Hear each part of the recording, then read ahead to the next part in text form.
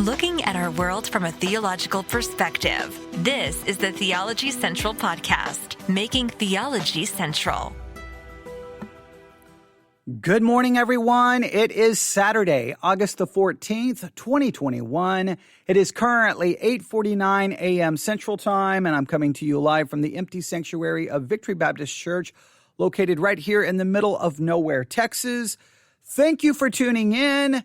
This is one of those episodes where I am turning on the microphone, going live on the internet so that I can ask all of my listeners to help me out. I need your research ability, all right?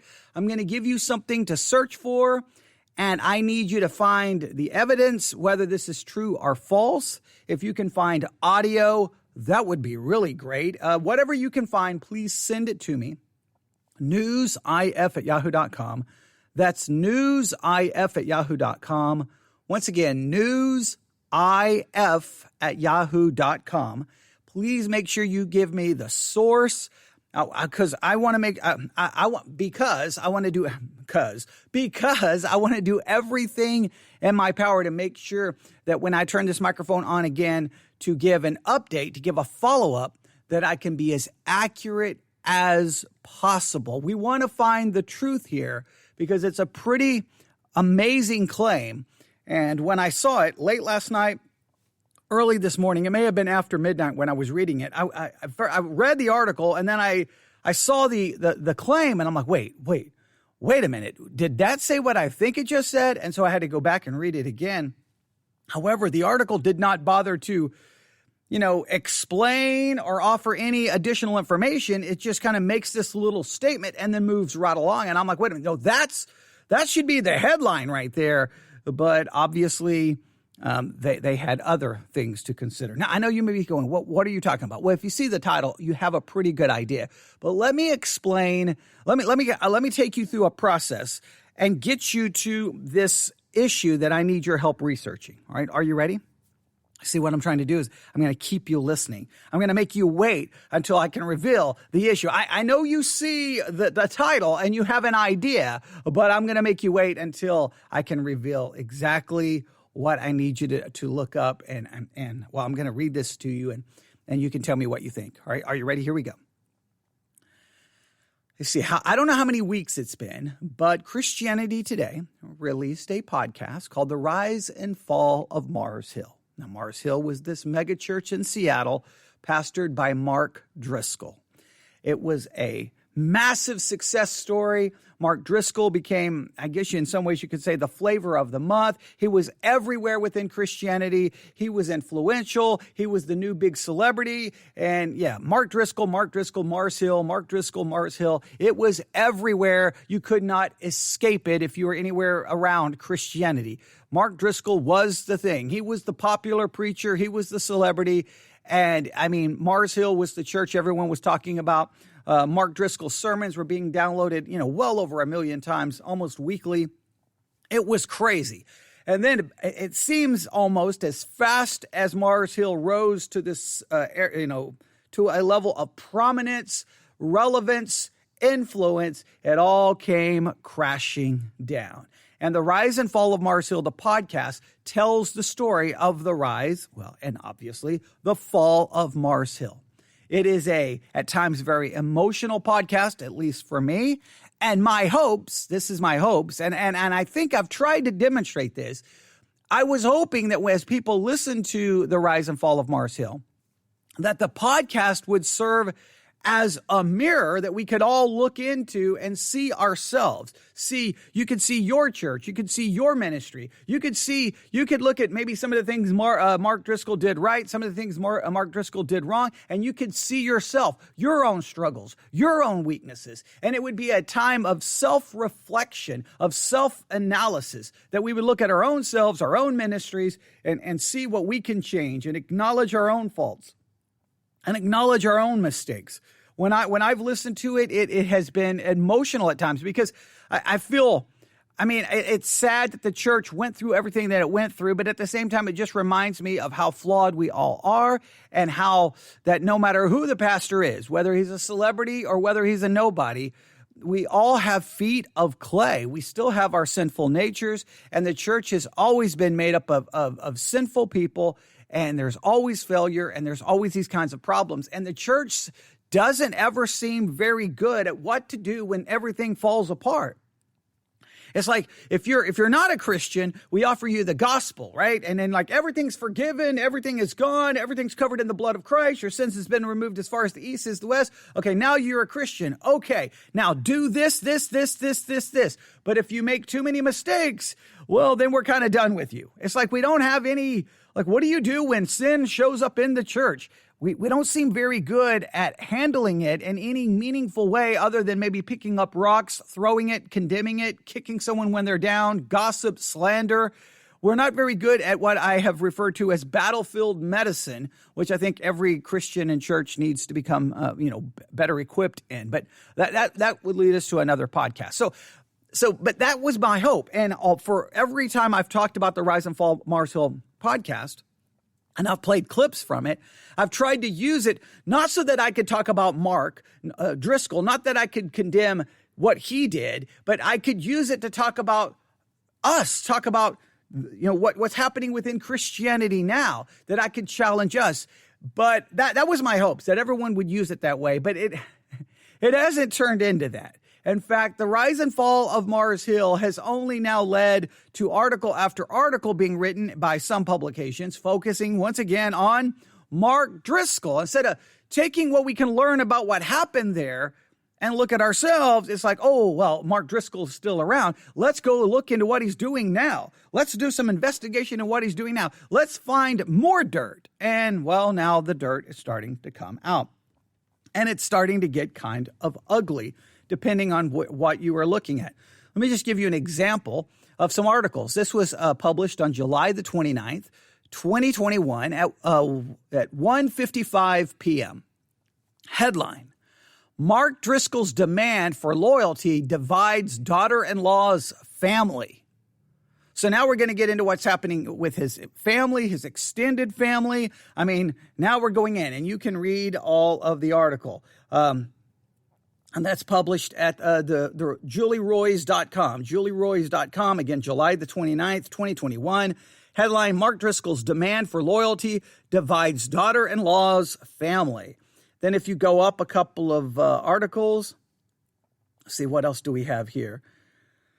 They have a lot of articles about a lot of things that we'll be talking about in some previous podcast episodes. Here we go. Leaked audio. Now we have leaked audio. So someone's now, I guess, recording Mark Driscoll and then leaking the audio to the press. Mark Driscoll claims he has elders but won't name them. And you can go listen to the leaked audio. That was published on August the 12th, 2021 at 9 a.m. And a recorded conversation leaked to the Roys report. Mark Driscoll now claims that his church in Arizona has local elders. He just won't name them. All right, so now we have leaked audio. So now we have investigation as to what's going on with his extended family. Now we have leaked audio. So the Rise and Fall of Mars Hill podcast is only bringing. Now you could say it's a good thing, but it's turning the light and bringing scrutiny to what Mark Driscoll is doing today. I really hope that it would just be more about what are we doing? What mistakes have we made? What can we learn? And it really turned into all of these other things. And then posted on August the 12th, we have this article, and this is the article where the statement that I'm trying to figure out is true, okay? Costi Hinn, now he's the nephew of Benny Hinn, and he's now a critic of prosperity preachers. Costi Hinn, I think he's kind of turned to a more reformed theology. He's definitely a critic of prosperity preachers. He's done a lot of good, spoken out. He's written a book on the prosperity gospel. But Costi Hinn, he calls out Mark Driscoll for sinking his teeth into local pastors via leadership coaching. So Costi Hinn is now calling out Mark Driscoll, and he's doing this, I guess, on Twitter. Because, that's where as Christians we want to resolve all of our conflict on Twitter. That's where we go, because you can have such in-depth, lengthy theological discussions on Twitter. Isn't that where all Christians should run to, right? Whenever we have issues, let's go make sure the whole world can read them on Twitter. Okay, but that's a whole nother podcast. But just stay with me. Here we go. Now I've got to read through this. Now some of this may not mean anything to you, but I want to make sure I provide some kind of a context for this wild claim that we've got to verify is true or false. Here we go. Costi Hinn, the nephew of Benny Hinn and critic of prosperity preachers, is calling out Mark Driscoll on Twitter today for sinking his teeth into local pastors in the name of leadership coaching. According to Costi Hinn, who, like Driscoll, is a Phoenix area pastor, Driscoll treats ministry like a mafia boss treats his crime ring, with hitmen who protect using insulation, illusion, and deception. What's worse, Hinn says, is that Driscoll is training others to do the same. He coaches leaders, and it's platformed as a church growth expert by men like Ari Osborne, Hinn tweeted. All right, so basically it looks like Mark Driscoll has found this new way of, ministering. I guess we could call it ministering. He's doing basically, as it is referred to, let me call it here. What do they refer to it as? Leadership coaching. Leadership coaching. So he's become a leadership coach so that he can train people to be leaders in churches and train them in how to grow churches. All right. Now, you may not like his methodology. You may not like his philosophy. But okay, he's out there doing that. Obviously, Costi Hinn has a problem with how he does it because he says he does it basically, he treats ministry like a mafia boss treats a crime ring, with hitmen who protect using insulation, illusion, and deception. Just stay with me, all right? Osborne, a longtime pastor of North Coast Church in the San Diego area, hosts a very influential church leadership conference, which until very recently featured Driscoll as a speaker. Like a coach, Driscoll creates a culture, develops players, and deploys them into the field, Costi tweeted. Some even become coaches themselves. The result, another generation of Driscoll-like leaders who believe that they are the it factor and the only anointed under the guise of serving others. Okay, so obviously he has an issue with his, Mark Driscoll's approach and philosophy. Now, let's just make it very clear. Within Christianity, almost everyone disagrees with everyone's philosophy and ministry because the only ministry that does it right is typically that ministry, and every other ministry is doing it wrong. There's a little bit of that in all churches and all ministries because, again, if you believe everyone else was doing it right, then most likely you wouldn't be a pastor of a church, right? So because for some reason that church started in a town where there was already churches. So why are you starting another church if there's already churches?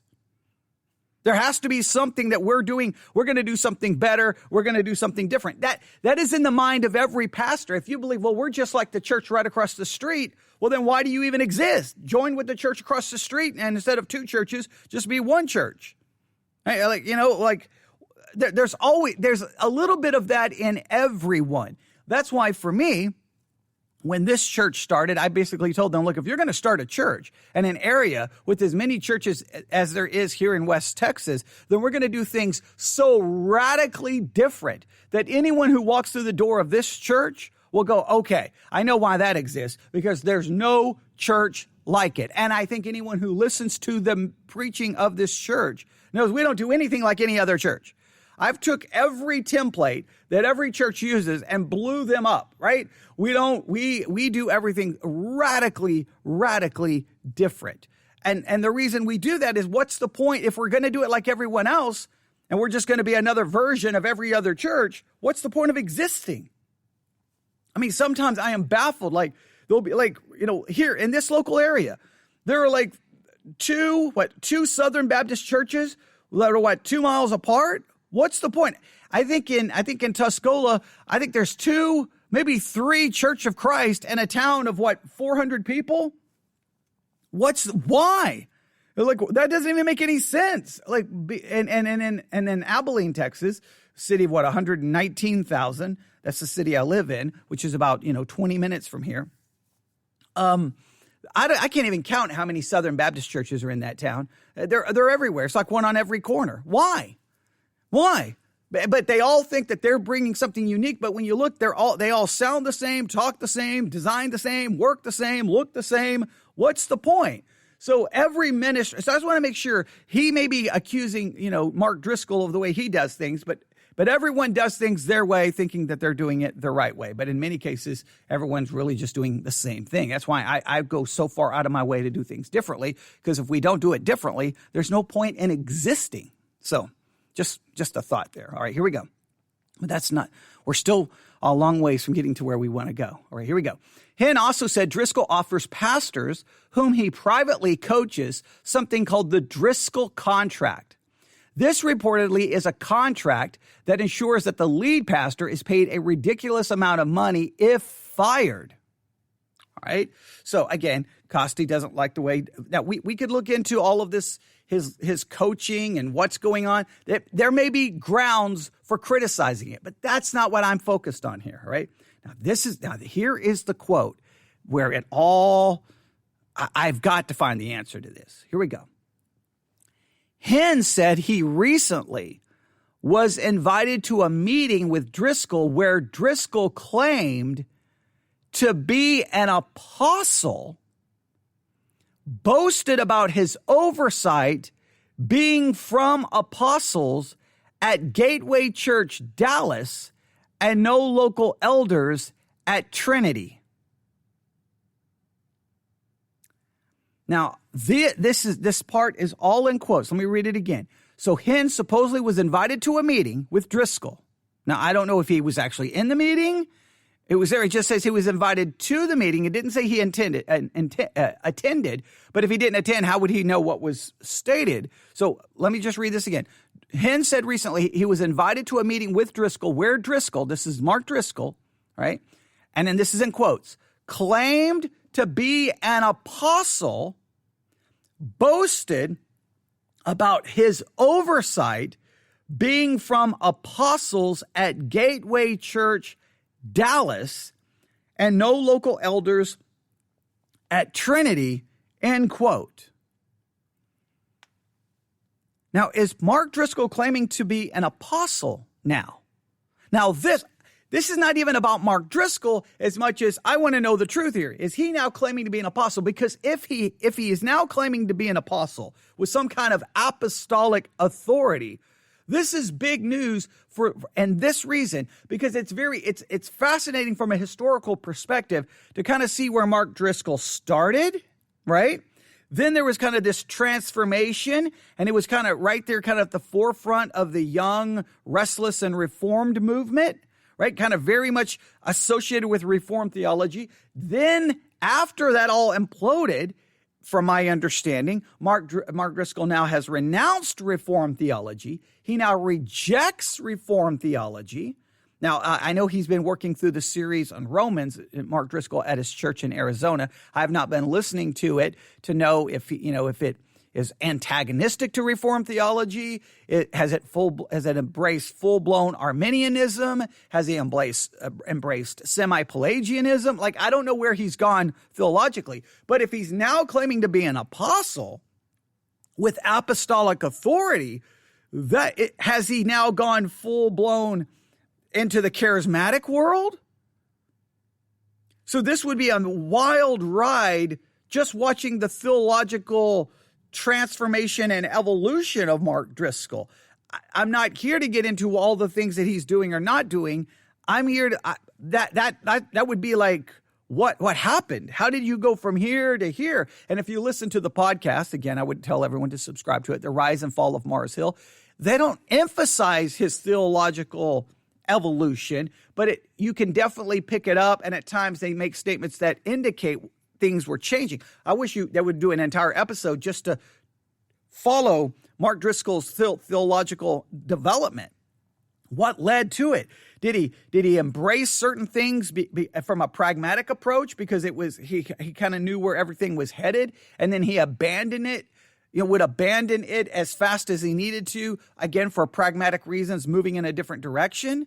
Where is he going? Now, the thing is, they don't do anything about this. They don't say anything about, like right there, if I was the one writing this article, then the article would have been about, wait a minute, Mark Driscoll now claims to be an apostle. Okay, how can we get information here? I would be calling Costi Hen going, are you sure he's claiming to be an apostle? Now, it says that he claimed to be an apostle and boasted about his oversight being from apostles at Gateway Church in Dallas, Texas. Give me a second here. We're going to look this up. Okay, I'm going to Gateway Church, Dallas, Texas. All right, there is a Gateway Church, Dallas campus. Now, see, Gateway Church, what is this? I'm trying to find here. Okay, it's obviously one of those big type of mega churches. Just says Dallas campus. Man, they got a bunch of people here. I don't know. It says Gateway Church. Let's see here. Do we have a doctrinal statement? About, okay. No. Let's see, can you just give me a doctrinal statement? That's all I really need. There's vision and mission. Statement of faith. All right, here we go. They've got the Trinity, one God. All right, so that seems pretty decent. All right, the atonement, salvation, the Christian life, the church. Okay, no, they don't seem to mention. So I don't know if this is the same church. I don't see anything here about them claiming to be apostles. It says the goal of the church is to make disciples of all nations. The fivefold, oh, now wait a minute. The fivefold ministry of Ephesians 4 governs the church. The offices of elder and deacon, as well as offices mentioned in Scripture. Church policy is a balance between congregation and eldership authority, emphasizing the final authority of the church leadership. Now, the fivefold ministry of Ephesians 4, that is almost always the concept. Okay, I'm going to pull this up really quick. I don't have my Bible right here next to the microphone. Okay. I'm going to go here. I'm going to pull up Ephesians 4, right? Because I believe when they say the fivefold ministry here, they're referring to, see here, find it. And he gave some apostles, prophets, evangelists, pastors, and teachers. That's usually what that's referring to. Okay, someone listening said, doing a Twitter search, it looks like Hen is really the only one talking about this, at least on Twitter. All right, so it seems like Hen is the only one bothered about this situation, this leadership coaching that Driscoll is doing. I'm just trying to figure out, it does appear, so I think we can say this, Gateway Church in Dallas, if they're going with that whole fivefold approach to ministry, and the only reason I know this is because I worked with someone when I was in the military who claimed to be an apostle and tried to get me into an argument about the fivefold ministry of Ephesians 4. We were in a military exercise, and instead of, I don't know where we were supposed to be, but we ended up in a hallway having this big theological dispute because he claimed to be an apostle, and I was like, you're out of your mind. Okay, so no, the apostolic authority no longer exists. You're not an apostle. But he kept quoting Ephesians 4:11. It says some apostles, prophets, evangelists, pastors, and teachers. And I think he kept calling it the fivefold, ministry, the fivefold approach to ministry. And I was like, that's coming from a charismatic background. I reject charismatic theology. So if that Gateway Church does hold to apostles, then that would make some sense of what is being claimed. Now, we still don't have verification. Now, let me go back to the article because there's all these articles here. Let me read it to you again. According to the quote, and again, Hans said he was invited to a meeting. I don't know if he attended the meeting or not.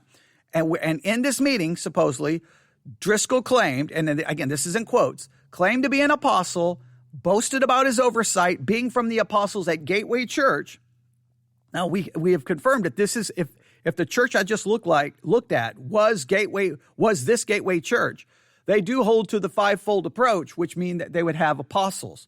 So if that is true, then that would make some sense, but I don't have anything that where Driscoll is claiming to be an apostle. Now, I know we have one listener who listens to all of Mark Driscoll's sermons, or at least as far as I know, they listen to his sermons.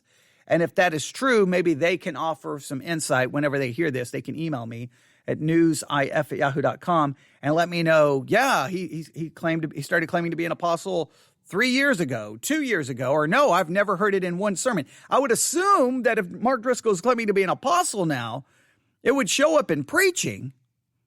You would think it would show up in preaching. You think it would show up in the doctrinal statement of Mark Driscoll's church in Arizona. You think it would show up. That's something we could do. All right, let me see here. Where can we find? See, what's Mark Driscoll's church called? Let's do a quick search. See, Mark Driscoll. Okay, there's Mark Driscoll. Okay, where's his church here? Okay, everything's about. Okay, here we go. The Trinity Church. There's Mark Driscoll. Okay, here's leadership. Okay, he's referred to as a senior pastor.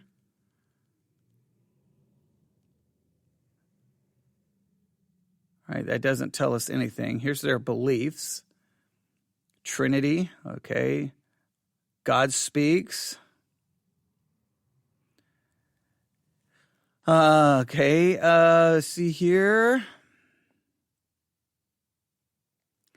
All right, that doesn't help. That doesn't see creation, image, fall, covenant, incarnation, resurrection. Now that's interesting. He refers to baptism as a sacrament and communion as a sacrament. That's an interesting development. All right. This is from the Trinity Church, trinitychurch.com, Mark Driscoll's church. From their doctrinal statement, we believe that the local church is a community of regenerated believers who confess Jesus Christ as Lord, and that the universal church is comprised of all God's people at all times and places. In obedience to Scripture, Christians organized under a qualified leadership gather regularly for preaching and worship and observe the sacraments of baptism and communion. Now why would you use the term sacrament? Sacrament's usually a visible means of grace, is how we understand it theologically. So does it become sacramental? So that's interesting, and instead of using the word ordinance. And he doesn't give anything here about any apostles or apostolic authority. He doesn't even use that fivefold ministry approach here as well. So we don't have anything definitive. That's a massive claim that Costi Hen is making. If you're claiming that Mark Driscoll claims to be an apostle, you need to back that up. You gotta provide me some kind of proof. So if anyone has any proof at all, I can't find now. And it's interesting. There's nothing from Mark Driscoll's church that would even indicate that they hold to that doctrine that apostles still exist. They make a reference that Mark Driscoll claims to get the authority from Gateway Church. Now, Gateway Church in Dallas does appear to hold to the apostles or apostolic ministry occurring today. They do seem to think that or indicate that or believe that. But from Mark Driscoll's church, there's nothing. So if Mark Driscoll's claiming to be an apostle, is this a brand new development? What is going on? So I just wanted to bring this to everyone's attention. It's floating out there. And it's a massive claim. And right now there's all kinds of claims and attacks going at Mark Driscoll. I mean, they're coming from everywhere because here's kind of the way it works. Oh, look, Christianity Today. They're doing this podcast called The Rise and Fall of Mars Hill.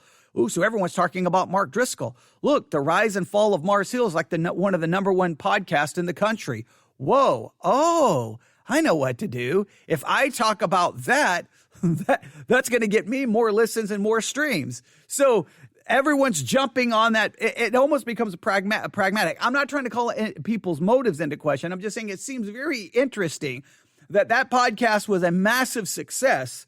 And as soon after, stories are popping up all over the place about Mark Driscoll. It's like, oh yeah, let's talk about that. Like on the Roy's Report, just over the last few weeks, they've had, 4 stories now about Mark Driscoll. And it just seems, it's hard to not see, maybe it's just a coincidence, but it's hard not to see something more. But if he's claiming to be an apostle, we need to know that. That's a major development. And if people are worried about his current leadership style at the church in Arizona, a lot of people are worried that he's doing the same thing he did at Mars Hill. If everyone's worried about that, well, it would be taking it to a whole new level if he's now saying, listen, everyone, I am now Apostle Mark Driscoll with apostolic authority. Yeah, that would place it at a whole new level. That would take what happened at Mars Hill, and it wouldn't even be, Mars Hill would look insignificant by the time the situation in Arizona is over, if he's going full blown that direction. So I don't know if it's true. If anyone finds anything, let me know. I definitely want to know where Costigan got this information. Now, I think Will has a Twitter account. Will, if you can, maybe Will can send a tweet over to Costigan going, hey, did you claim that Mark Driscoll has claimed to be an apostle? And if so, can you give us, source, documentation, audio, video, something, where we are getting this information? Because that's a major development. That's a major development.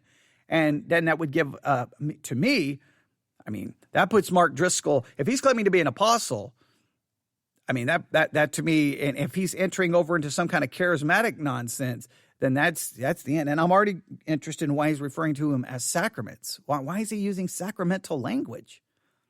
Why would he use that kind of language? Are they visible means of grace? So, what do you mean by that? So, yeah, there's something going on there, but I just wanted to bring this to everyone's attention because I saw this at about 12:30, and I was just sitting there going, what is going on? What is going on? So there you have it. If you can find any information, email me at newsif@yahoo.com, newsif@yahoo.com. We'll definitely do a follow-up on this. I don't know what to make of it. I don't know. I saw that, and I'm just still trying to figure it out. But just to make it very clear, when the apostles died off, that was the end of the apostolic era. There is no apostolic succession. There's no one with apostolic authority. I know the Catholic Church claims that. Let's make it very clear that the early church did hold to some kind of apostolic succession. You can read about it if you read the Apostles' Creed and read what it has to say about the church, and then go to the Nicene Creed and read what it has to say about the church, they throw in that the church is apostolic.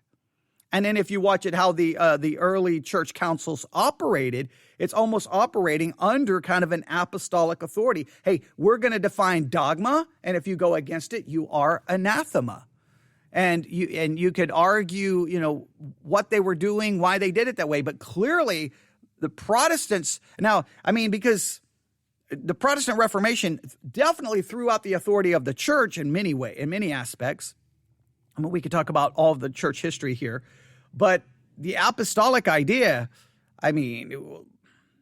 that's gone. That's just gone. We believe Scripture is the authority, not some pastor claiming to be an apostle.